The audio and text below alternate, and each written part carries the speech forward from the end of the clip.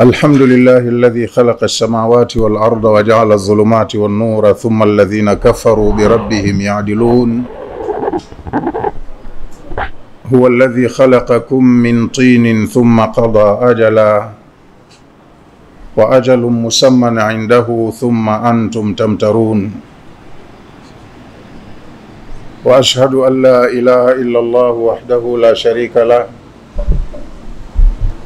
له الملك وله الحمد يحيي ويميت وهو على كل شيء قدير. وأشهد أن محمدا عبده ورسوله وصفيه من خلقه وخليله. أشهد أنه أدى الأمانة وبلغ الرسالة ونصح الأمة ومحى الظلم وكشف الله به الغمة وجاهد في الله حق جهاده حتى أتاه اليقين. فصلوات الله وسلامه عليه وعلى آله وأصحابه أجمعين ومن تبعهم بإحسان إلى يوم الدين. وبعد، فإن أحسن الحديث كتاب الله تعالى، وخير الهدي هدي محمد صلى الله عليه وسلم، وشر الأمور محدثاتها، وكل محدثة بدعة، وكل بدعة ضلالة، وكل ضلالة في النار. اللهم إنا نعوذ بك من أن نكون من أصحاب النار. بسم الله الرحمن الرحيم. Ndugu zangu katika imani, tunashukuru kwa Allah subhanahu wa ta'ala kutubakishia uhai na afya, tukafika katika musimu mwingine wa machumi, musimu ambao hata kama tuliteleza katika baadhi ya mambo, tuna fursa ya kujirekebisha na tukamalizia vizuri kwenye kipindi hiki. Allah tuwafikishe tuwe ni wenye kufunga Ramadhani imana na ihtisaba, atukubalie mema tunayoyafanya katika mwezi huu, atuondolee uvivu katika kuzifanya amali njema, na umalize mwezi tukiwa tuhai na tumesamehewa makosa inshallah.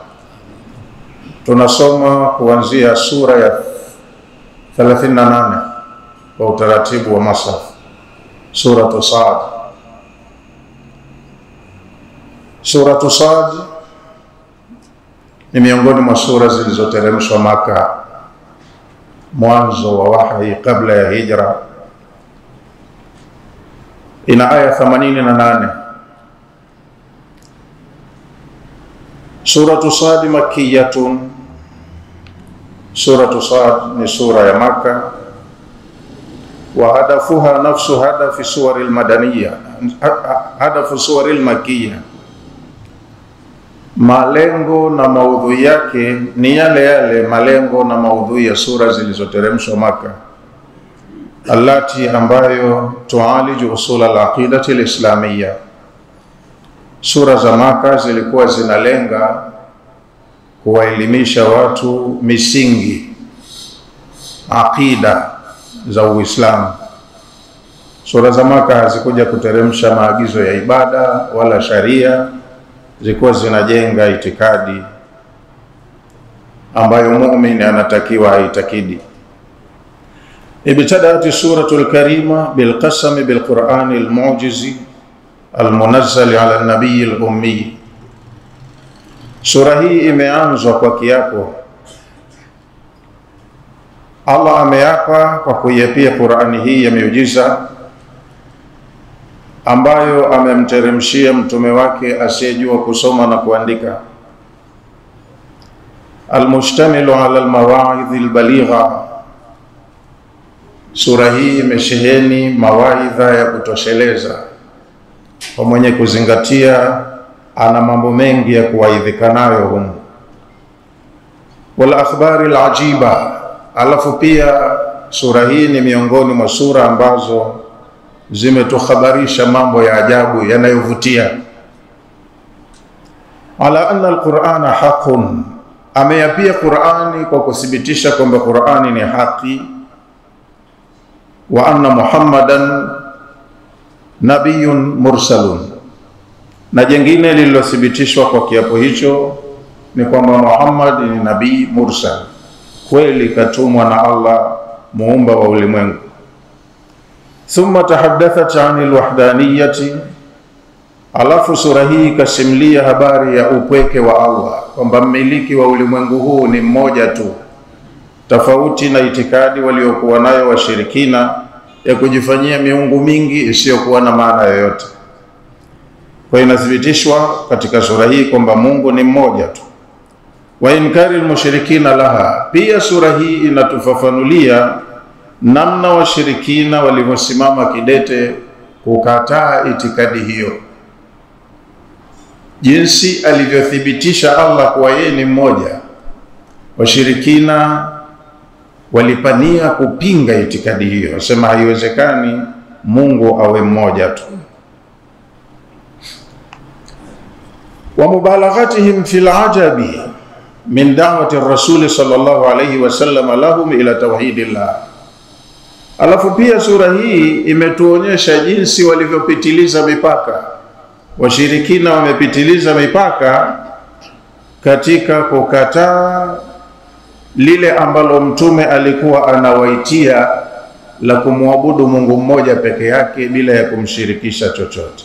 Wamepinga upeo wa kupinga mpaka wakathubutu kuunda majeshi na wakapigana vita kulinda itikadi yao ya miungu mingi, miungu wanayojitengenezea wenyewe. Inatusimulia hii sura katika baadhi ya aya, inasema aja'ala al-alihata ilahan wahida. Washirikina waliona ni kituko wanachoambiwa Mungu awe mmoja, wakasema aja'ala al-alihata ilahan wahida inna hadha la shay'un ujab. Muhammad anafanya Mungu awe mmoja tu, miungu yetu yote ambayo tangu wazee mababu na mababu wanaabudia iwe haina maana, aabudiwe Mungu mmoja tu. Hili ni jambo lililopitiliza katika kustaajabisha, jambo la ajabu sana.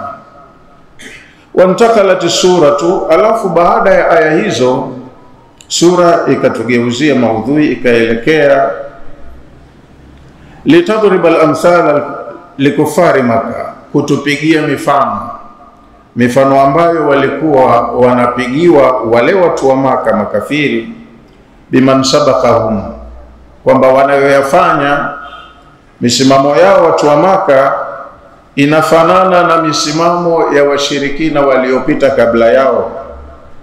Minatughati almutajabbarin, walitoka katika mipaka ya kumwabudu Mola mmoja muumba na wakafanya ubabe kupingana na ukweli uliowajia na wale mitume ambao ndio waliowaletea ukweli.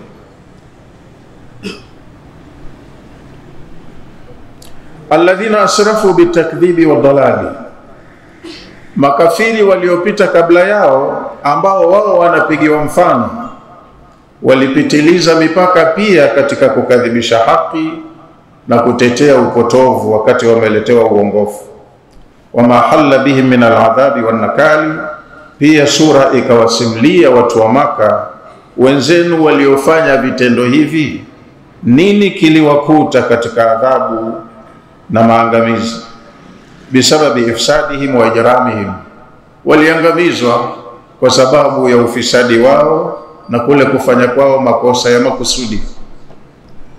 Thumma, kesha baada ya hapo, aya za sura hii tanawalat qasasa ba'd ar-rusul al-kiram, zimesimulia visa vya baadhi ya mitume watukufu. Tasliyatan lin-nabii alayhi salatu wassalam, kusimuliwa visa vya historia ya mitume waliopita ilikuwa ni taslia kwa mtume wetu sallallahu alayhi wasallam, ni kiliwazo kwake yeye. Amma yalqahu min kufari Makkah, aliliwazika kwa kusimuliwa yaliyowakuta wenziwe kabla yake, ili apunguze machungu ya yale yanayomkuta kutokana na watu wake yeye makafiri wa Makkah, min al-istihza'i wa takdhibi, jinsi walivyokuwa wanamfanyia istihzai na kumkadhibisha kwenye anayoyaeleza. Wa takhfifan lialamihi wa ahzanihi, na mtume kusimuliwa visa vya yaliyowakuta wenziwe kabla yake ilikuwa ni kama kumpunguzia maumivu na huzuni aliyokuwa nayo kwa yale ambayo yanamfika kwa watu wake, kama kwamba anaambiwa huu ndo utaratibu wa kazi uliopewa, na wewe sio wa kwanza kufikwa na mikasa hii. Wenzio wote niliowatuma walipita katika hatua hizi. Kwa hiyo aliwazike, alipokee jambo kama lilivyo, na asivunjike moyo, asonge mbele katika kutimiza majukumu aliyopewa. Fadhakarat, kwa hiyo sura hii imetutajia qissata nabiyillahi Daud, kisa cha nabii wa Allah Daud, wa waladihi Sulaiman, na mwanawe Daudi ambaye ni Sulaiman alayhi salam, alladhi jamaa Allahu lahu baina an-nubuwati wal mulk. Sulaimani ni mja wa Allah ambaye kaneemeshwa kwa kupewa neema mbili kubwa pamoja, kachanganyiwa utume na ufalme. Ni mfalme katika nyanja za siasa, katika kuwaongoza watu wake, na ni mtume anayeendesha watu wake kwa wahi kutoka mbinguni, Daudi alayhi salam. Wa maana kullu minhuma, pia sura imetusimulia yaliyowafika kila mmoja katika watu wawili hao katika maisha ya Daud na maisha ya Suleiman, pamoja na hadhi kubwa waliokuwa nayo, neema nyingi walizoneemeshwa, lakini pia na wao walipita katika majaribu au mitihani mbalimbali. Kwa hiyo mtume kusimuliwa yaliyopita kabla kwake yeye pia ni kupata nguvu ya kufanya kazi zake. Wote hao walioneemeshwa kwa kupewa mamlaka makubwa, ufalme, utume, elimu, na wao pia kwenye maisha yao ya kazi walikumbana na mitihani. Min alfitnati walibtila, walikumbana na majaribu mengi, mitihani. Thumma aqabatha, alafu sura baada ya kusimulia kisa cha mitume hao ikafuatisha bidhikri fitnati Ayub, kwa kututajia mtihani aliyopewa mtume Ayub alayhi salam, wa Ishaq wa Yaqub. Pia tumesimuliwa kisa cha mtume Ishaq na Yaqub. Ishaq ni baba na Yaqub ni mtoto wake, wa Ismail wa Dhalkifli. Pia tukasimuliwa habari ya Ismail na Dhalkifli. Hakadha, simulizi za sura hii zimeenda kama hivi: fi aradhi sari'in li bayani sunnati llahi, tumesimuliwa matukio yaliyopita kwa mtume ambaye amekuja kutufikishia sisi ujumbe katika kutubainishia dasturi ya Allah, sunnatullahi. Huu ndo mwenendo wake Allah katika dunia hii tangu yameanza maisha ya wanadamu. Maisha yanakuwa yako katika hivi. Kwanza, wanadamu hawafanani, huwa Waislamu na makafiri, kwa hiyo hawawezi kuiva chungu kimoja, lazima msigano unakuwepo. Fi ibtilai anbiyai wa asfiyaihi, sunna ya Allah inatuonyesha jinsi manabii wake na wale wateule wake nao pia huwa anawapa mitihani. Sembuze sisi watu wa kawaida tusipewe mitihani sisi kama nani? Wa asharat suratul karima, pia hatimaye sura hii tukufu imeashiria ila dalail alqudrati walwahdaniyya, dalili za uwezo alionao Allah na dalili zinazothibitisha kwamba Allah yuko mmoja peke yake. Fi hadha alkauni, katika ulimwengu huu, almanzur, ulimwengu ambao una mvuto, tunaupenda, lakini una mwenyewe na anausimamia na anaugharamia. Wa ma fihi min bada'i sunna, pia inatujulisha sura hii yaliyomo ndani ya ulimwengu huu aliyoyafanya Allah subhanahu wa ta'ala, ambayo ni mambo yanayotuvutia, yanatupendeza, ni mambo ya maajabu. Ameyasimulia hayo Allah litanbihi ala anna hadha alkauna, ni kututanabahisha sisi kwamba huu ulimwengu lam yukhlaq abatha, ulimwengu umeumbwa, na umeumbwa sio kwa mchezo. Usifikiria aliyeuumba hana haja nao, kaumba alafu kauacha tu akakuacheni nyie mfanye mtakavyo. Haiko hivyo. Yote aliyoyasema anamaanisha sisi tuchukue somo kwamba ulimwengu haukuumbwa kimchezo, kwamba nyie mkae mfanye mnavyotaka alafu hakuna litakalotokea baadaye. Haiko hivyo. Wa annahu labuda min dari thaniyati, jinsi ulimwengu ulivyo na mambo yanavyoenda kwenye ulimwengu huu, hapana budi kwamba lazima yaje mazingira mengine, ulimwengu mwingine, yujaza fiha almuhsin walmusi, ulimwengu mwingine utakaokuja baada ya kuondoka huu wenye vurugu na fujo. Huu utakuwa ni wa malipo. Atalipwa katika ulimwengu huo aliyetenda vyema kwa mujibu wa wema wake, na aliyeharibu, aliyetenda vibaya, atalipwa kwa mujibu wa uharibifu wake. Tunathibitishiwa kiyama kipo na malipo juu ya haya tunayoyafanya leo yatatendeka. Wa khutimat suratul karima, na imemalizwa sura hii tukufu bibayani wadhifati rasuli wa muhimmatihi al-asasiyya, kwa kutubainishia jukumu la mtume sallallahu alaihi wasallam na wadhifa wake au jukumu lake la msingi, allati ambalo hiya muhimmatu jami'i rusulil kiram, hiya muhimmatu jami'i rusulil kiram. Jukumu la mtume wetu alilopewa kwenye ulimwengu huu ndilo jukumu walilopewa mitume wote wa Allah watukufu. Sura ndio imemalizia hivyo. Sumiyat, imeitwa sura hii, sumiyat suratul karimatu suratu Sad. Sura hii tukufu imeitwa suratu Sad, wa hiya harfun min hurufi alhijai. Sad ni herufi moja katika alfabeti ya Kiarabu. Liishadati bilkitabi almu'jiz alladhi tahadda Allah bihi alawwalin wal akhirin. Hii harufu moja iliyoanza kwenye sura hii ni katika zile hurufu almuqatta ambazo zimeanzwa kwenye mianzo ya baadhi ya sura. Maana yake kubwa kabisa na muhimu ni kutufahamisha kwamba kitabu hichi mnachosoma kimekuja kwa lugha ya Kiarabu na kimenadhimiwa kwa herufi hizi ambazo Waarabu wanatumia kwenye lugha yao, lakini Allah kazitumia herufi hizi kuleta maneno yake kwa namna ambayo nyinyi kwa herufi hizi hamtoweza kufanya mfano alivyofanya yeye. Alichokifanya Allah, katoa challenge kwa watu wa mwanzo mpaka wa mwisho, kama wanaweza wafanye kitu kama alichofanya yeye, ijapokuwa kimekuja kwa vitu vya kawaida mnavyovizoea. Wa huwa almanzumu min amthali hadhihi alhuruf alhijaiyya, kitabu cha Allah kimeumbika au kimetengenezeka kwa herufi hizi ambazo nyinyi mnatumia, lakini nyinyi hamuwezi kufanya kitabu au maudhui kama aliyoyaleta Allah subhanahu wa ta'ala.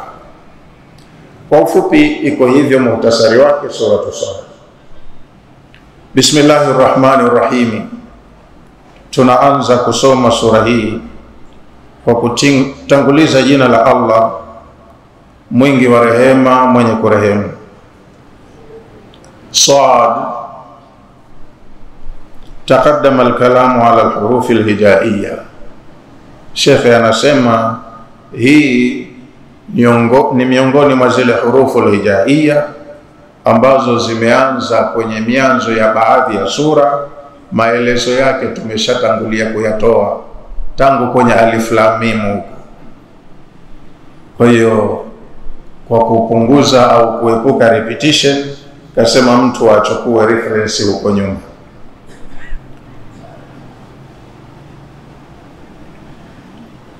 Taqaddama al-kalamu ala al-huruf al-hijaiyya, maelezo kuhusiana na hizi hurufi al-hijaiyya yameshatangulia huko mbele.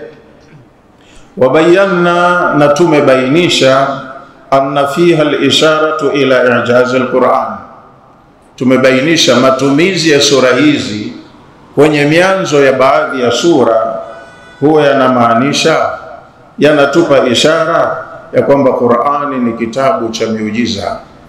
Watu pamoja na kwamba harufi hizi wanazitumia, hawawezi kunadhim kitu kilicho kama Qur'ani. Wal Qur'ani dhi dhikri, hichi ni kiapo Allah ameapa kuiapia Qur'ani. Wal Qur'ani dhi dhikri, ninaiapia Qur'ani ambayo ina ukumbusho.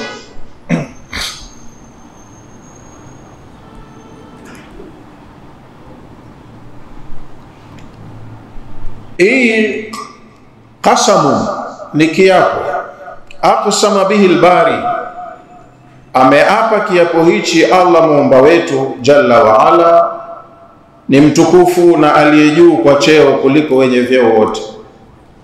Wal Qur'ani dhi sharafi rafi', ninaiapia Qur'ani yenye sharafu ya juu.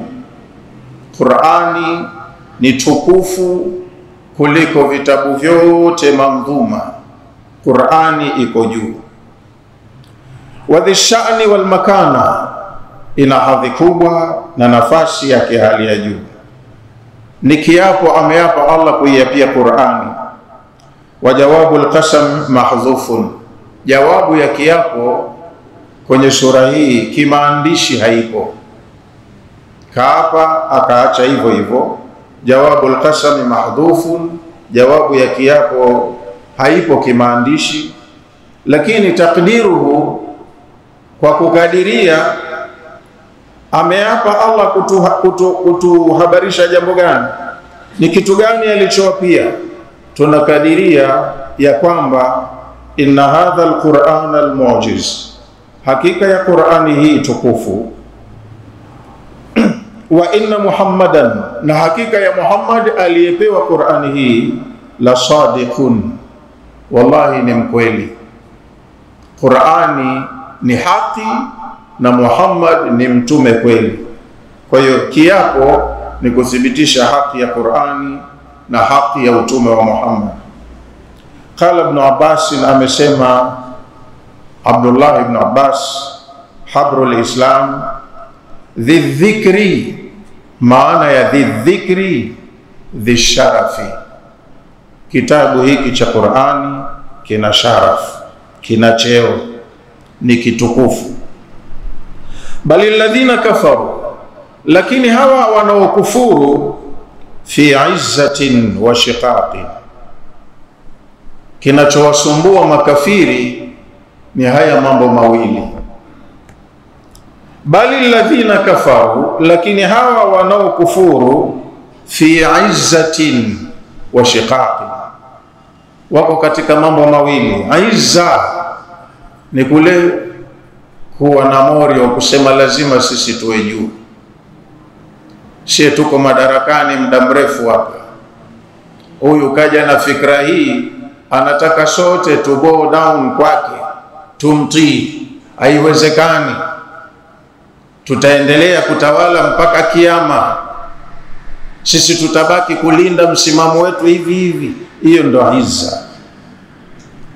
Hawataki kuanguka waje chini, maana wangelikubali kwamba Mungu ni mmoja na miungu yao ya masanamu si miungu halali, ilikuwa waachane nayo masanamu, na huyu ambaye ndo mmiliki aliyeibeba hii fikra ya Mungu mmoja, yeye ndo awe kiongozi kwao, wawe wanamtii.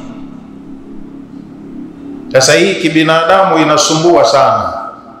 Mtu katangulia, hata kama yuko kwenye batil, lakini anasema hapa mimi kumkubalia huyu siwezi, vyovyote na iwe, lakini nitapambana naye, nitamuondosha hapa kwetu, atoke afai.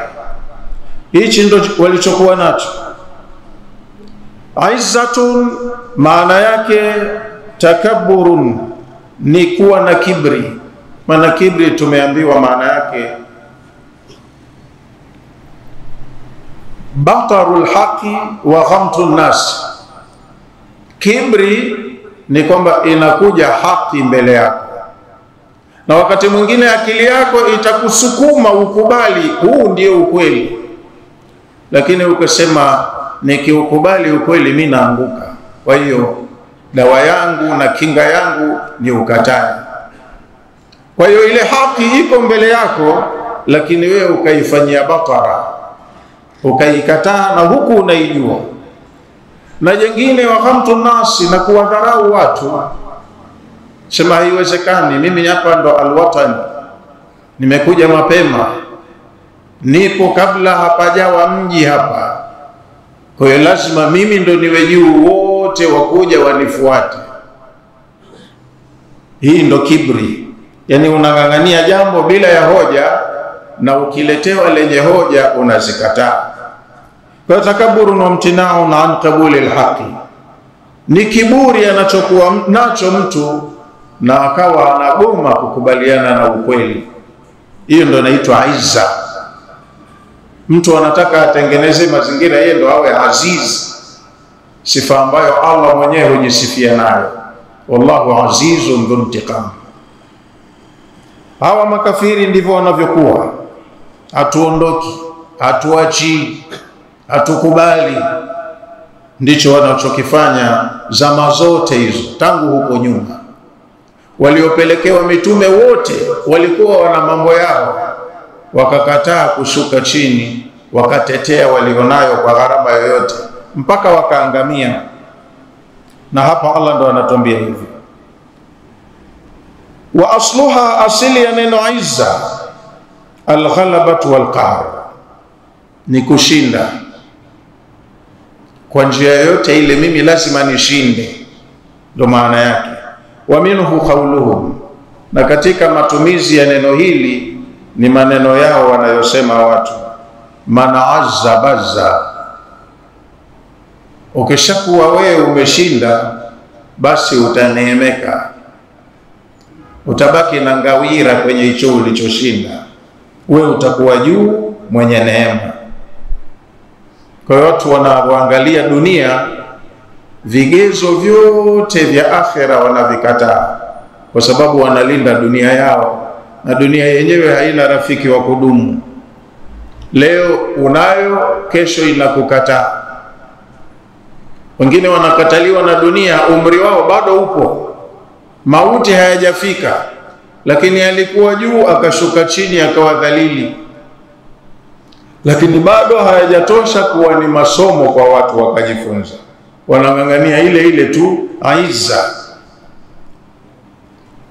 Yani maana yake wanakusudia man azza bazza, bimaana man ghalaba salaba. Yoyote kwenye mechi au kwenye vita anayeshinda, yeye ndo anakuwa wajuu, mwenye mamlaka, mwenye maamuzi, anapokonya, anadhibiti kila kitu. Kwa hiyo watu wanataka ule ujuu, lazima mimi niwe juu. Moja hilo izzatin, na jengine washiqaqin. Makafiri wanakuwa wako kwenye tabia ya shiqaq. Shiqaq maanahu mukhalafatun wa mubayanatun.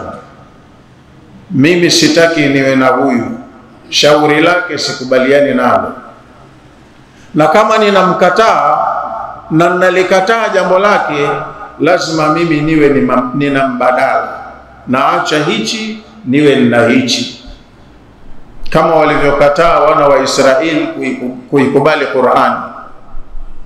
Wanajua ni haki kweli inatoka kwa Allah, lakini sasa huyu anapokea wahi kutoka mbinguni.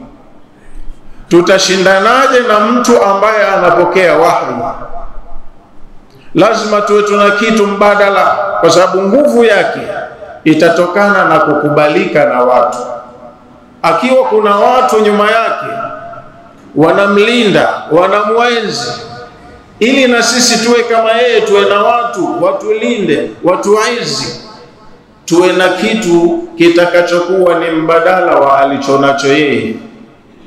yeye anashushiwa wahi, hoja zake zimenyoka, akiziuza fikra zake kwa watu zinakubalika.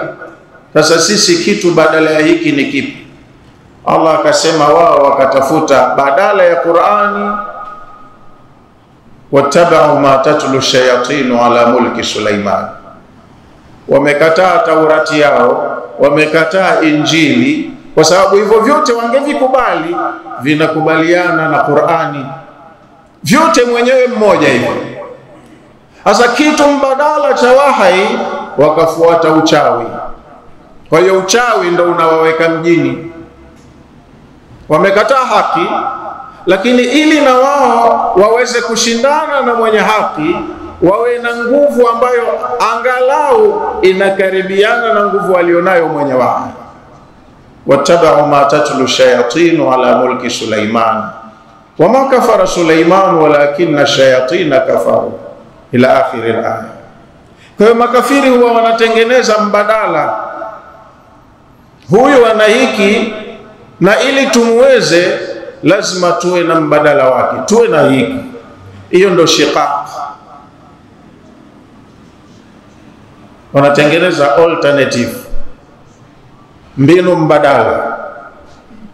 Hizi ndo fikra za makafiri wote duniani tangu imeanza mpaka itakwisha. Sadi wal Qur'ani dhikri, ninaiapia Qur'ani ambayo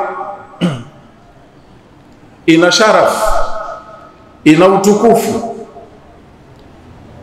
Bali alladhina kafaru fi izzatin wa shiqaq, lakini hawa makafiri badala ya kukubaliana na Qur'ani, wao tabia yao ni kutengeneza nguvu, wawe wako juu na watengeneze tofauti.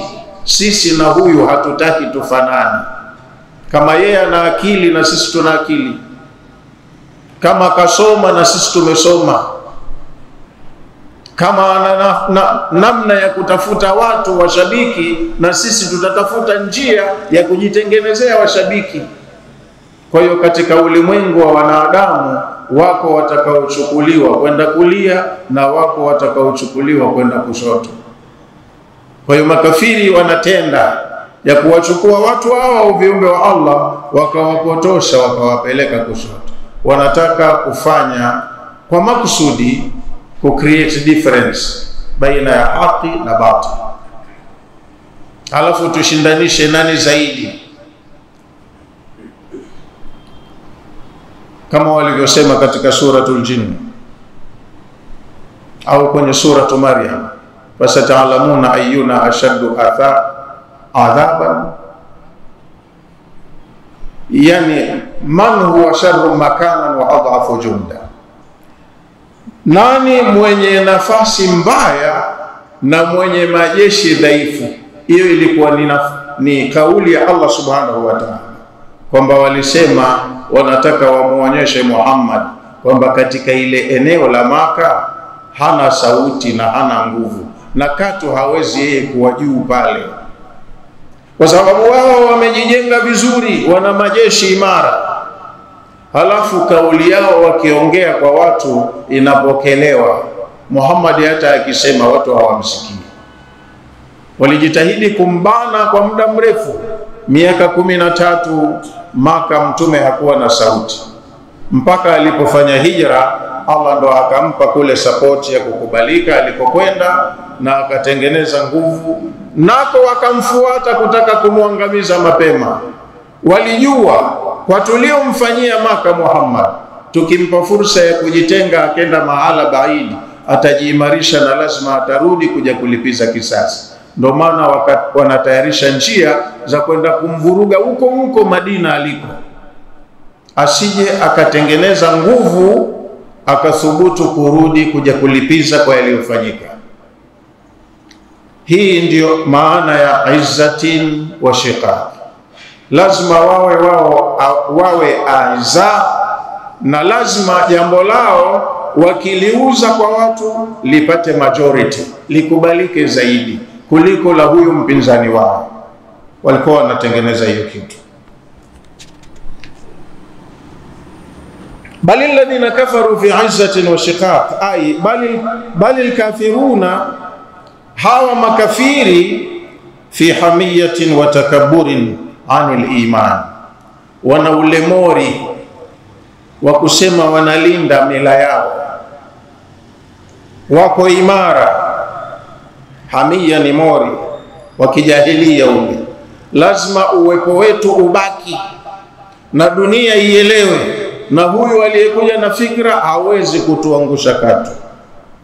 Walikuwa katika hiyo hali, hamiyatin wa takabburin, wana mori na wana kibri, anil imani, kuikataa imani ambayo ndio msaada wao wa kuwafanya wafaulu baada ya kuondoka duniani.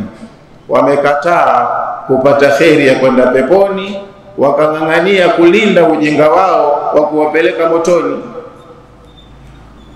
wa fi khilafin wa adawatin lirasuli alayhi salam, walikuwa wamejiimarisha katika kudumisha tofauti yao na uadui walioutengeneza baina yao na mtume alayhi salam. Wamesema huyu sisi atakuwa ni adui yetu mpaka dakika ya mwisho, hatuwezi kukubaliana naye. Qala al-Baydawi, amesema mwanachuoni Baydawi, maana ya aya hii, bali alladhina kafaru fi 'izzatin wa shiqaqin. Baydawi kasema maana yake, ma kafara man kafara bil Qur'ani li khalalin wajadahu fihi. Ma kafara man kafara bil Qur'ani li khalalin wajadahu fihi, hakutokea hapo mtu yoyote aliyeikufuru Qur'ani kwa sababu ya makosa, kasoro, mapungufu aliyoyaona kwenye Qur'ani. Akasema mwongozo huu tunaosomewa una mapungufu yale, hapa atatupeleka pabaya.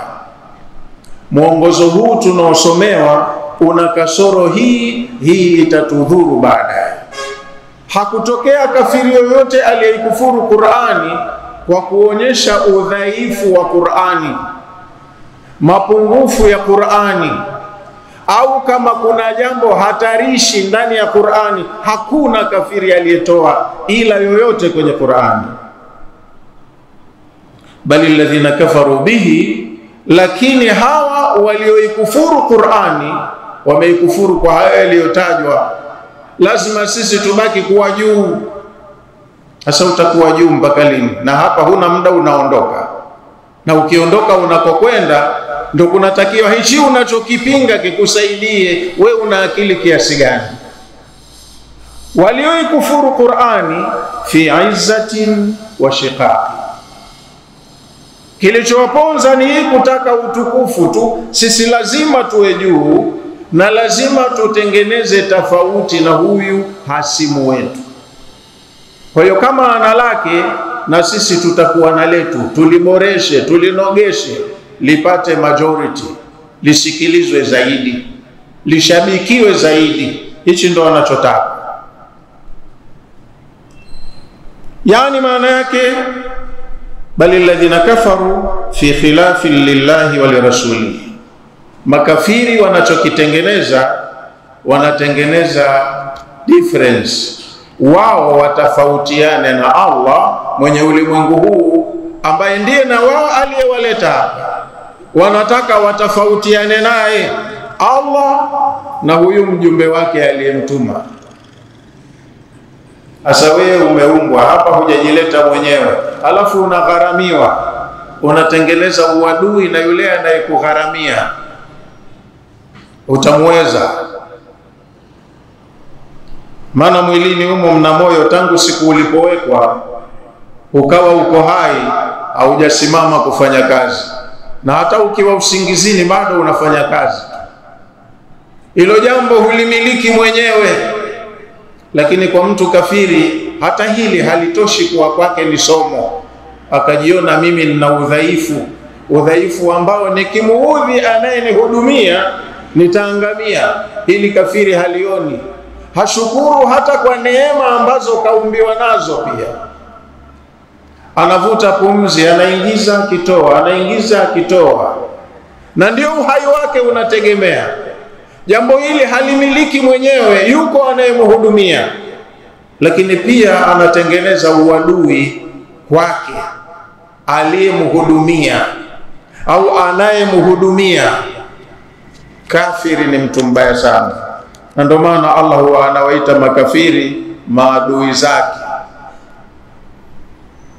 Kasema Allah katika Qur'ani aya 4 sura ya 16, walaqad khalaqna al-insana min nutfatin fa idha huwa khasimun mubin.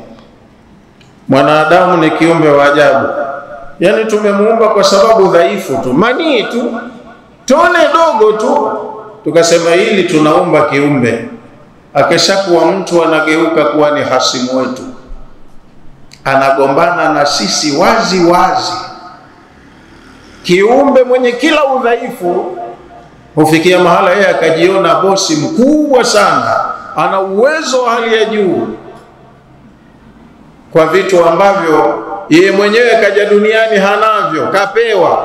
Yule aliyempa hivyo vitu kampa akili, kampa afya, kampa uwezo wa kufikiri, kampa mali, kampa elimu, alafu anageuka kuwa adui yake. Anasema nitapambana naye, hata muweza wapi? Walidhalika kafaru bihi, kwa sababu hii ya kutaka lazima wao wawe juu, wanaforce kitu ambacho si haki yao. Hii ndo sababu wanakuwa wao wanaikufuru haki ikija.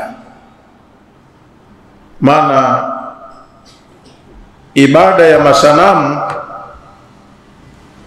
ingawaje sisi tunaona ni kama ujinga, mtu anakwenda kupeleka haja zake mbele ya sanamu, halafu anaambiwa ili uombe hapa inabidi utangulize sadaka kwa wazee. Wanapeleka sadaka zenye gharama kubwa, pesa taslimu, wakati mwingine wanachinja vichinjwa, wakati mwingine wanafanya mambo mengine mbalimbali. Sasa wewe unajua sanamu hili liliwekwa hapa mwaka fulani, lilinunuliwa na fulani mahala fulani, ndo kalileta hapa. Inakuwaje sanamu liwe Mungu leo? Si afadhali yule aliyelichonga basi ndo angekuwa Mungu? Lakini watu wameaminishwa hii ndo miungu yetu na miungu ya wazee wetu, na wenye haja zao wanakwenda kudhalilika kwenye miungu hiyo. Kuja kwa Uislamu na kukataza jambo lile kulikuwa kwao kuna madhara, kwa sababu ile kusimamia tu zoezi la ibada ndicho kitu kinachowaweka mjini. Wakikusanya sadaka zile, watu zinawatoa kimaisha. Sasa uje umwambie hichi kitu hakifai, anaanzaje? Kwa mfano anaishi, umemrejesha nyuma, hawezi kukubali, anapambana kama wanavyosema watu wa mjini, piga ua, hapo humtoi. Na atakuita wewe umeleta mkosi, inna tatayarna bikum, tumepatwa na nuksi kwa ujio wenu nyinyi na hichi mnachokihubiri. Wala illam tantahu, na kama hamtokoma, lanarjumannakum, tutawaua. Wala yamassannakum minna adhabun alim, na itakupateni adhabu yenye kuuma kutokana nasi. Wanalinda walicho nacho, hata kama washaambiwa madhara yake, hichi kitu hakina manufaa, chenye manufaa kiko huku. Wanakataa na wanapania kiume, wanaongeza nguvu na gharama ya kujiimarisha dhidi ya haki iliyoko mbele yao. Aya iliyofuata Allah asema, kam ahlakna min qablihim min qarni. Hawa watu wanajitutumua kiasi hichi, Makureishi, kupambana na ukweli, kumpinga mjumbe wa Mola aliyeumba. Hawajasoma taarifa za wenzao kabla yao, yani wanarudia kosa ambalo linakaririwa, limesimuliwa, wanasomewa, bado wanarudia kosa lile lile. Hawajifunzi kutokana na wenzao waliopita kabla yao waliofanya kosa kama hili? Kama ahlakna min qablihim min qarni, ni umma ngapi tuliziangamiza kabla ya watu wako Muhammad? Kam ahlakna, tumeshaangamiza wangapi? Min qablihim, walioishi kabla yao watu wako. Min qarnin, katika umma tofauti tofauti, za zama tofauti tofauti, na wao wanasomewa taarifa hizo. Kama ahlakna kabla ahli Makkah, tumeshaangamiza mataifa mangapi kabla ya uwepo wa hili taifa lako la watu wa Maka? Min umamin kathiratin, tumeangamiza umma nyingi. Min alquruni alkhaliya, katika nyakati umma karine zilizopita. Wanasomewa habari ya watu wa Nuh, Ad, Thamud na watu wengine.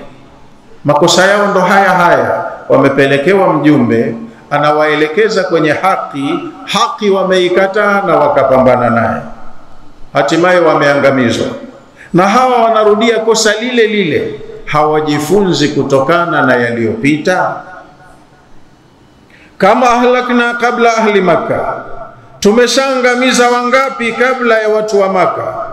Min umamin kathiratin, katika umma nyingi tu.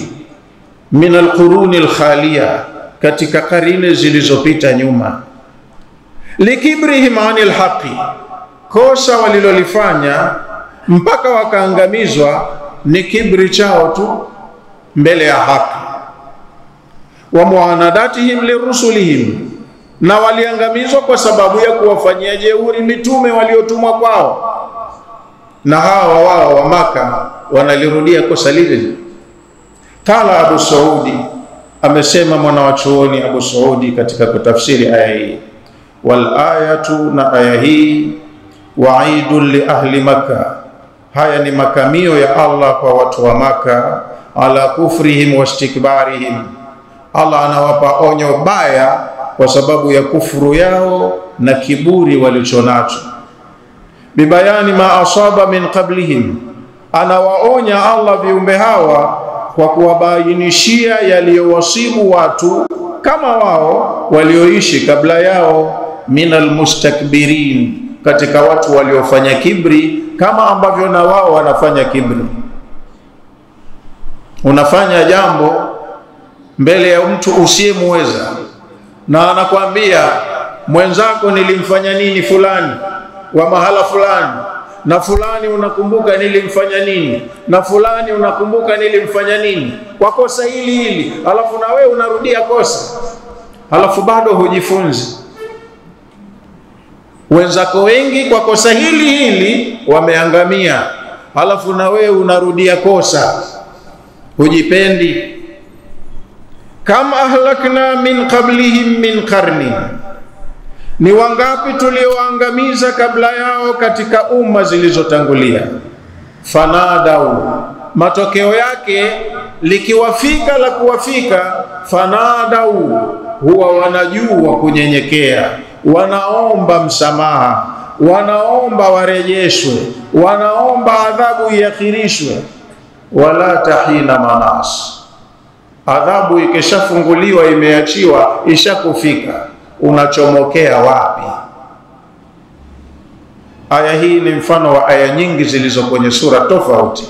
Allah anasimulia wote aliowaangamiza.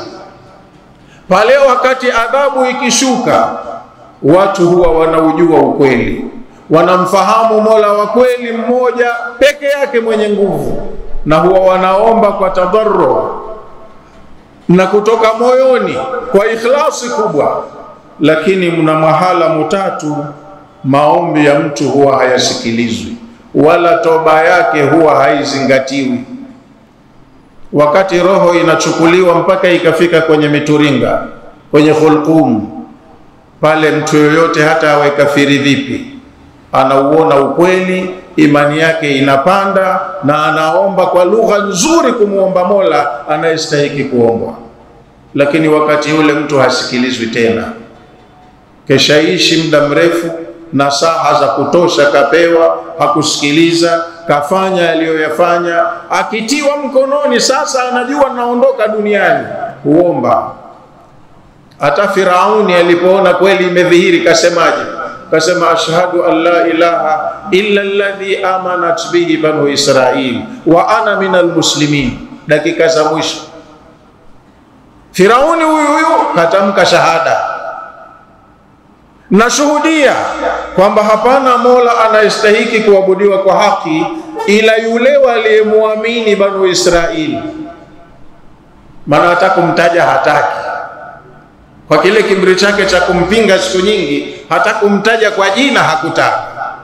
Asema ninamwamini yule Mungu aliyemwamini wana wa Israeli, wa ana minal muslimin, na mimi ni miongoni mwa waliojisalimisha kwake, nimesilimu. Akaambiwa alana, maneno hayo unayajua sasa hivi, ungeyasema angalau siku moja kabla yangezingatiwa. Sasa hivi hapa ulipo hayakubaliwi tena. Falyawma nunajjika bibadanika al'ana wa qad asaita qablu wa kunta minal mufsidin. Maneno mazuri kama haya unayajua sasa, wakati ushaasi muda mrefu huko nyuma, na saha zote zimeisha kwa mtu mmoja, wewe hujasikia. Sasa hivi tena hapo ulipofikia ndo unajua kutamka hayo maneno. Hapa si mahala pake. Falyawma nunajjika bibadanika litakuna liman khalfaka aya. Kitakachofanyika sasa hivi, mwili wako tutauokoa, utaendelea kubaki, na unabaki kwa hikma maalum, iwe ni fundisho kwa watakaokuja baada yako, kwamba kuna Mungu mmoja feki, kafa maji, hata kuogelea hajui. Huyu hapa muoneni. Pointi yetu ni kwamba wakati mtu akiangamizwa, imani yake inapanda na anamjua Mungu wa kweli na anamuomba kwa ikhlasi, lakini wakati ule dua huwa haisikilizwi na toba huwa haikubaliwi. Mahala pa pili ambapo hapakubaliwi toba, ikija adhabu ya jumla jamala, ile wajanja wa siku hizi wanaita natural disasters. Hata Allah akifanya maangamizi, wenyewe wanasema ni natural disasters, majanga ya kimaumbile tu, ili kuwatuliza watu wao msishtuke, yani mambo ya kawaida. Wakati yakija maafa ya jumla jamala, wale yanayowafika wanamjua Mungu wa kweli na wanaomba kwa ikhlasi, lakini pale haisikilizwi maombi wala toba ya mtu. Na wakati mwingine Mtume amesema, jua litakapokuja kuchomoza kutoka magharibi kwenda mashariki, watu wote watamwamini Mungu mmoja, watalia kuomba msamaha, lakini hakuna atakayesikilizwa hata mmoja. Maana wakati huo itakuwa wale wabakia wote hamnazo. Kwa hiyo hii ndo kawaida. Wangapi kabla yao tumewaangamiza? Walipelekewa mitume kama wao walivyoletewa mtume, wamesomewa aya hao waliopita kama hao wanavyosomewa aya, wamefahamishwa Mola wa kweli anayestahili kuabudiwa kama hawa wanavyofahamishwa Mola wa kweli. Waachane na masanamu ambayo ni kazi ya sanaa ya kuchonga kwa mkono wa binadamu. Hawakusikia. Walipoangamizwa ndo wakaujua ukweli. Fanadau, wakaomba. Wala tahina manas, wanachomokea wapi tena wakati huo?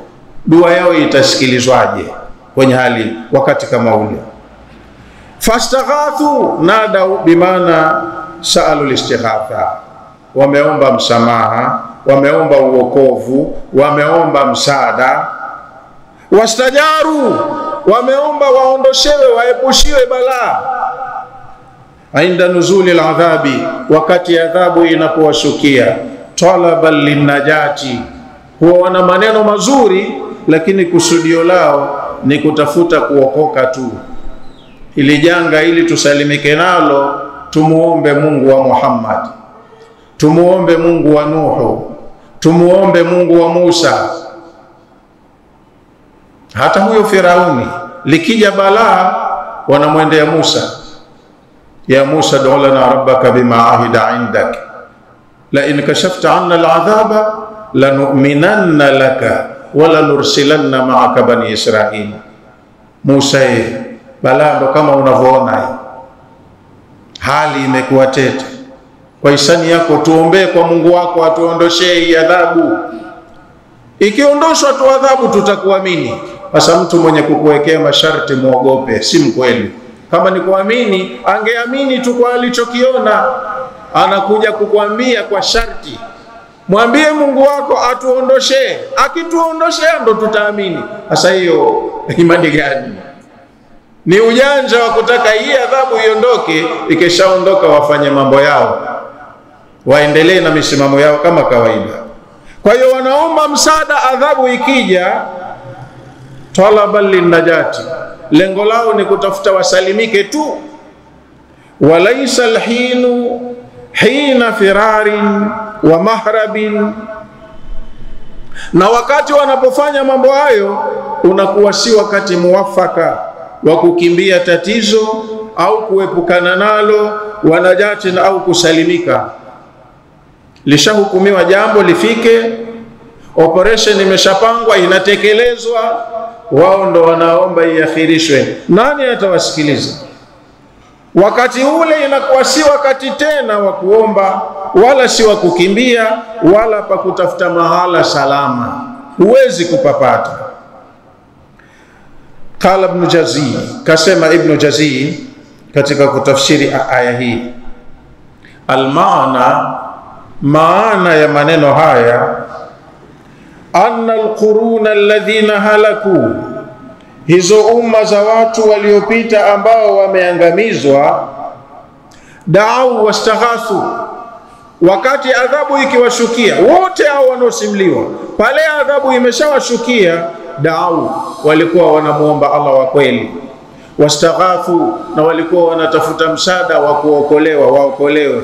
Hina lam yanfa'uhum dhalika, lakini bahati mbaya wanakuja kuomba mahala ambapo hili jambo halitekelezeki, halikubaliwi. Si kama Allah hawezi, anaweza kuwahuisha waliokufa, seuze kuondosha adhabu ambayo kaileta mwenyewe, lakini ni katika utaratibu wake. Nikishafikisha jambo langu hapa, sisikii kauli ya mtu mwingine. Huo ndo utaratibu alioweka. Kwa hiyo wewe piga pombe zako, zini zinaa zako, furahia pesa zako, maana pia pesa unasema zako, wakati umezaliwa huna shilingi. Lakini Allah akikutia mkononi kwa adhabu, utakusha dua zote kuomba akusamehe wakati adhabu imeshakufika. Na mifano hai inatokezea. Mtu anapiga starehe zake, hela imeisha, nisubiri ni dakika 0 naenda kuchukua hela. Zama hizo ambazo hakukuwa na mambo ya mtandao, hakukuwa na mambo ya kutoa au kurushiana au lipa kwa simu, hamna. Kuna mtu katoka kaenda zake kunywa na watu wake, hela aliyochukua ndogo fupi imeisha, kawaambia nisubiri dakika 0 naenda kuchukua hela. Mita kadhaa tu katoka na pikipiki, baja kubwa lile, kaanguka, kajipiga na mti, kafa pale pale. Sasa pale wakati roho inatoka, wewe ndo unamjua Mungu, lakini ushachanganya mambo yako ulochanganya, unamuomba katika hali ambayo kakasirika na keshafanya maamuzi, hakusikilizi. Wewe ondoka hivyo hivyo tu kishujaa. Kwa hiyo wote walioangamizwa, wakati maangamizi yakiwashukia, huwa wanaomba da'u, wanaomba wastaghathu, wanatafuta msaada waokolewe. Hina lam yanfa'uhum dhalik, lakini wanaomba wakati ambapo hayo hayawasaidii tena, hayawanufaishi tena. Idh laysa alhin, kwa sababu haukuwa huu wakati alladhi da'u fihi, ambao wanaomba maombi yao ndani yake, hinu manasin, haukuwa ni wakati wa wao kupata mbadala, kupata alternative, yani hapa pana shari, nitakimbilia wapi? Huwezi kupata kimbilio. We nenda tu ukakabiliane na yale uliyoyatayarisha. Manas yani mafar, mahala pa kukimbilia. Nitoke hapa kwenye shari nende kwenye usalama. Wanajati ni mahala pa uokovu, hapa pana matatizo nende pahala nitakapookoka.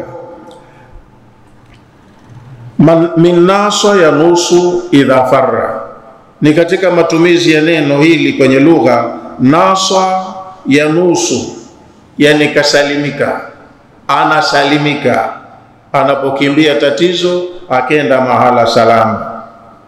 Walata na neno lata bimaana laisa, hakuna. Lata hina manas, wakati wanapofanya maombi yao hakuna mahala pa kukimbilia, hapana mahala mtu atachomoka. Wa asluha, na asili yake lan nafia, hiyo la ni lamu ya kukatalia. Zidat alaiha alamatu taanithi, juu yake imezidishwa alama ya taanithi. Hiyo la ikaongezwa na te ya taanithi, maana yake hakuna, hamna mahala pa kukimbilia.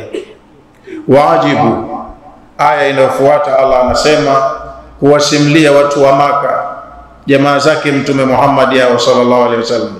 Wajibu, watu wamepelekewa mtume, ndugu yao wanamfahamu na tabia zake na makuzi yake, lakini wamestaajabu. Wajibu, wameshangaa. Anjaahum mundhirun minhum, kujiwa na muonyaji ni ndugu yao anayetokana na wao.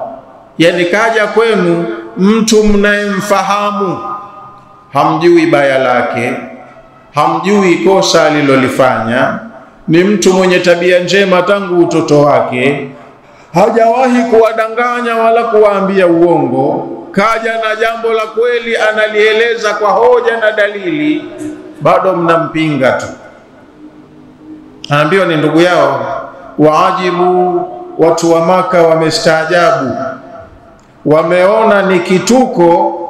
Anjaahum mundhirun minhum, wao kujiwa na mtume muonyaji anayetokana na wao wenyewe, ndugu yao.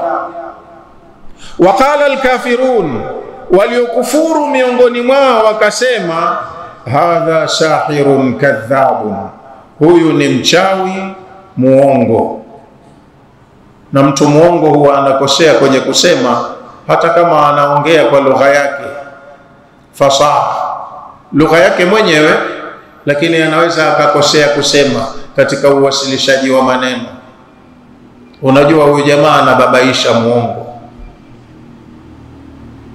lugha yake kaizoea, lakini anafanya makosa ya uwasilishaji.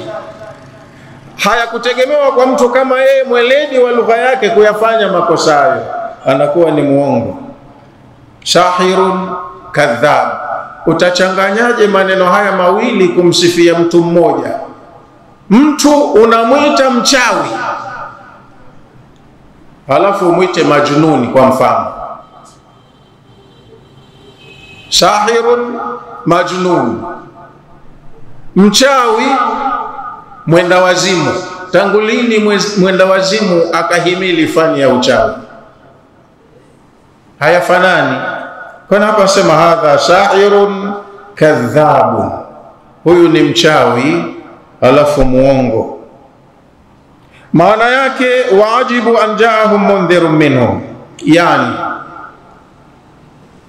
waajab almushrikuna min bi'thati Muhammadin sallallahu alayhi wasallam, washirikina waabudu masanamu wa Maka wamestaajabu kupewa utume Muhammad sallallahu alayhi wasallam. Wastabadu, na wakasema hili jambo likely impossible, haiwezekani. Haiwezekani vipi na jambo ndo limeshafanyika? Wastabadu, wakalifanya hili jambo haliwezekani, liko mbali mno na uwezekano. An yab'atha Allahu rasulan min albashar, Allah tunamfahamu ndo muumba wa ulimwengu, ana uwezo wa kila kitu. lakini kweli muumba wa ulimwengu akamchagua yatima wa Abdul Muttalib ndo awe mtume? Mtu lofa, hana mali, masikini wa Banu Hashim. Vigezo vya kibinadamu vinakuja kwenye mambo hayo. Hata kwenye kisa cha wana wa Israeli alichokisimulia Allah kwenye suratul Baqara, kisa cha Talut na Jalut. Wamemkataa kiongozi aliyeteuliwa na Allah, na wakatajiwa jina lake na mtume wao aliyekwenda kumpa maombi. Allah amewachagulia Talut awe kiongozi wenu. Wakasema, anna yakunu lahu almulku alaina, mbona hii haikukaa sawa? Talut atakuwaje awe na mamlaka ya uongozi juu yetu? Wa nahnu ahaqu bilmulki minhu, hali ya kuwa sisi ndo tunastahili uongozi kuliko yeye. Jengine ambalo ndo kipaumbele chao, walam yu'ta sa'atan min almal, mtu wenyewe hana ukunjufu wa kipato, senti hana, hata tuongozaje mtu lofa? Hasa uongozi na umasikini vinafanana wapi na wapi? Uongozi ni kipaji cha mtu kapewa, na huyu ndugu yenu anacho.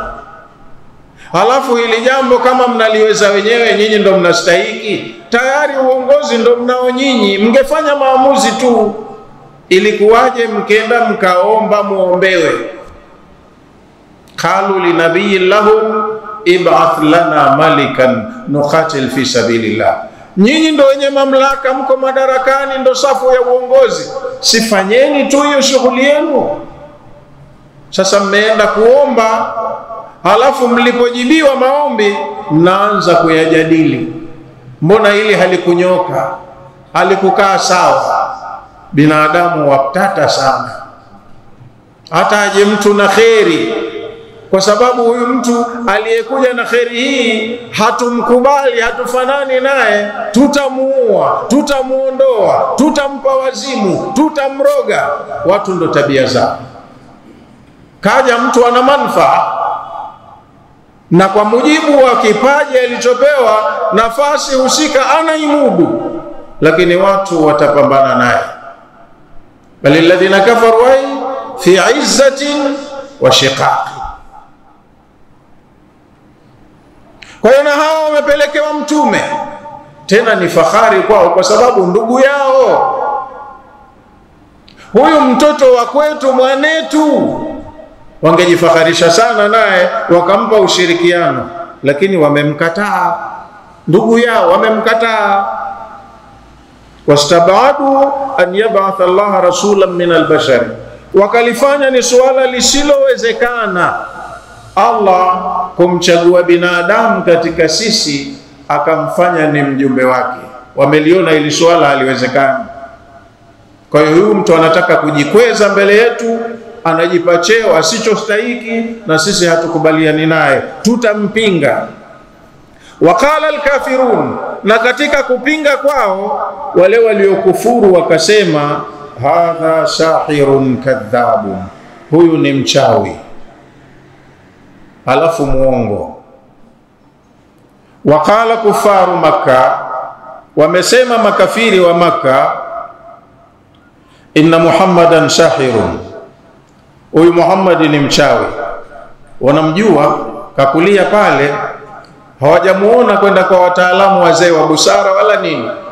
Sasa uchawi umeanza lini? Basi tu hakutukana naye, hakuchagulii tusi.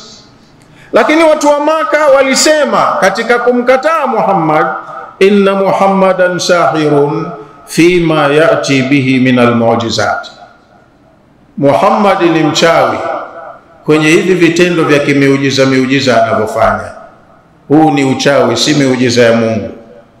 Kadhabun, alafu ni muongo, ay mubalighun fil kadhibi, uongo wake umepitiliza huko kwa kiwango cha juu.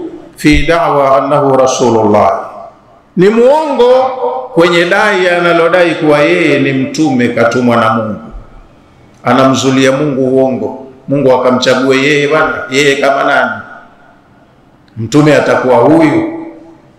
Wa innama wudi'a al-ismu dhahir imewekwa ismu dhahir al-kafirun, hakuwekwa ismu ya ishara. Wudhi ismu dhahiri makana dhamiri, imewekwa jina haswa mahala ambapo dhamiri ingetosha. Waqalu, wamesema, ghadaban alayhim, kwa sababu ya hasira, wametoa kilicho moyoni. Wa dhamma lahum, yani Allah ametaja kwa jina, maana yake ghadaban alayhim, kaonyesha Allah na yeye kawaghadhibikia. Ingetosha kusema dhamiri waqalu, wamesema, lakini wakala alkafiruna, hawa makafiri wamesema, sahirun kadhabun, huyo anaitwa mtume si mtume chochote, anatufanyia mazingaumbwe haya ya kiuchawi, anasema miujiza, na watu wake wanasema miujiza, anadai katumwa na Mungu. Yeye kama nani atumwe na Mungu? Mungu hawezi kumtuma binadamu, amtume nani? Kwa hiyo Allah amezungumza kwa ismu dhahir mahala ambapo ingelitosha dhamiri ghadaban alaihim, kuonyesha hasira zake, amewakasirikia. Wa dhamma lahum, halafu anawatoa maanani na kuwaumbua. Wa tasjilan li jarimati al-kufri alaihim, na tunatakiwa sisi tujue kwamba Allah amewasajili waja wake hawa na kosa la ukafiri. Hawa ni makafiri, kawaita hivyo yeye mwenyewe. Hawa makafiri wanasema Muhammad niliyemtuma ni mchawi na ni muongo. Fa inna hadha litihami, tuhuma kama hizi, mtu kumtuhumu mwingine, la yakuluhu illa fa hadha litihami, kutuhumu kama huku, la yakuluhu illa almutaghawwaluna fil kufri wal fusuq, hawawezi kuleta tuhuma kama hizi isipokuwa watu waliopindukia mipaka katika ukafiri na uasi. Wanachoshangaa makafiri kwa Muhammad, wanasema aja'ala al-alihata ilahan wahida, hivi Muhammad anajalia miungu yetu yote zaidi ya 300 iwe haina maana, Mungu awe mmoja tu basi? Inna hadha la shay'un ujab, hakika hili ni jambo lililopita kiwango cha kustaajabisha. Ujabun ni mubalagha, yani hiyo uielewe kwa mkazo, kwa maana nyingi ya mkazo, kwamba hili jambo ni la ajabu kupita maelezo. Miungu yote iwe tuikatae, haina maana. Tuamini na tuabudu Mungu mmoja, jambo hili ni la ajabu kupitiliza. Yani maana yake, azama anna ar-rabb al-ma'buda wahidun la ilaha illa hu, Muhammad anadai kwamba Mola wa kuabudiwa awe mmoja tu, asiwepo Mola mwingine wa kuabudiwa ila yeye. Inna hadha la shay'un ujab, hakika hili ni jambo la ajabu kupitiliza. Inna hadha alladhi yaquluhu Muhammadun, hili analoliongelea Muhammad, innal ilaha wahidun, la kwamba Mola anastahiki kuabudiwa na sisi ni mmoja tu, shay'un balighun fil ajabi, ni jambo lililokuwa la kiwango cha juu cha ajabu. Qala Ibn Kathir, amesema Ibn Kathir, ankara almushrikuna dhalika, washirikina wamelikataa suala la utume wa Muhammad, na wamekataa suala la anayestahiki kuabudiwa na viumbe kuwa ni mmoja tu. Wamekataa, qabahahumullahu, Allah wakebehi makafiri hao. Wataajabu min tarki shirki billahi, na halafu wakaona ni jambo la ajabu wao kuacha kumshirikisha Allah, waachane na miungu wao, wamwabudu Allah mmoja. Ili jambo wakalifanya ni jambo la ajabu, ni kituko cha mwaka. Fa innahum kanu qad talaqaw an abaihim ibadat al-awthan, Makureishi Maka wamelipokea suala la dini ya kuabudia masanamu kwa mababu na mababu huko nyuma. Washarabatuhu qulubuhum, na nyoyo zao zimelinywa suala hili, yani wameona haki yote ndo iko pale, dini sahihi ndo ile dini yao. Sasa hawakutaka kubadilishiwa dini. Kumwambia muabudu Mungu mmoja ni kama kwamba yeye unamkufurisha. Wao kule kuamini Mungu mmoja walikuwa wanahesabu ndo kufuru, kwa hiyo waligoma, hawakukubaliana na suala hilo. Falamma da'ahum Rasulullah sallallahu alayhi wasallam, alipowalingania Mtume sallallahu alayhi wasallam ila khal'il awthana, waachane na ibada ya masanamu, wa ifradil ilahi bil wahdaniyya, na wampwekeshe kwa ibada Mola mmoja tu peke yake. A'zamu dhalika, jambo hili waliliona ni kubwa mno. Wataajabu, na wakataajabu. Waqalu, na wakasema kwa maneno na vitendo, aja'ala al-alihata ilahan wahida, Muhammad anajalia waungu wetu wote wawe hawana maana, Mungu awe mmoja tu. Inna hadha la shay'un ujab, hili ni jambo la kustaajabisha sana. Inna hadha la shay'un ujab, hili ni jambo la kustaajabisha sana. Muda si rafiki, na naamini wengine wanaenda masafa ya mbali. Mwezi wa Ramadhani kuna mambo wanataka wakatayarishe, naona bora tuweke hapa kwa leo. Kesho tutakuja kuondokea na aya hiyo hiyo insha Allah taala, na tutaendelea na mbele tulizobaki.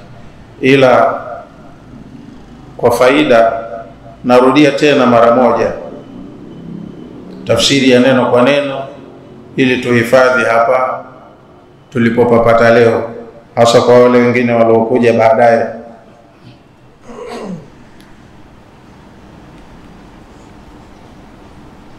Bismillahirrahmanirrahim, kwa jina la Allah mwingi wa rehema mwenye kurehemu. Sad, hiyo ni harfu al-muqatta'a. Wal Qur'ani lidhikri, kuanzia wal Qur'ani, hicho ni kiapo Allah anaiapia Qur'ani yenye cheo.